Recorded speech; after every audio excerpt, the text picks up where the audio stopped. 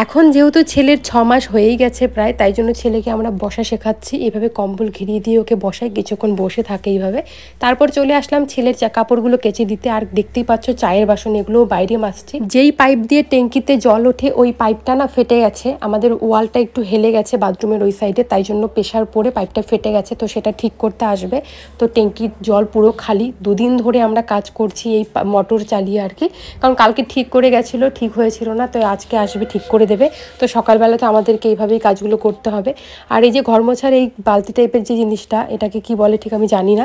তো অনেক দিন পর বের করলাম প্রেগনেন্সিতে। আমি সেটাকে মানে খাটের তলে রেখে দিয়েছিলাম, কারণ এতদিন তো আমি ঘর মুছতে পারতাম না। তো রান্নাঘরটা খুবই নোংরা হয়ে গেছে, যেহেতু পরিষ্কার করতে পারছিলাম না। তো এখন বেবি একটু বড় হয়েছে, তাই চলে আসলাম রান্নাঘরটাকে ডিপ ক্লিন করতে। রান্নাঘর পরিষ্কার করে আজকে আমার খুব কষ্ট হয়ে গেছে। শাশুড়ি মা এদিকে নিরামিষ গ্যাসে রান্না করছে, কারণ ঘরের গ্যাসটাও নষ্ট হয়েছে। মানে যখন নষ্ট হয় চারিদিকে নষ্ট হয়, আর আমরা আজকে নিরামিষই খাওয়া দাওয়া করি। পাশের বাড়ির পুচকিটা এসে বলছে দাও না ভাইকে একটু কোলে নেই, তাই ওর কোলে দিয়ে তারপর ছেলেকে স্নান করিয়ে দিলাম।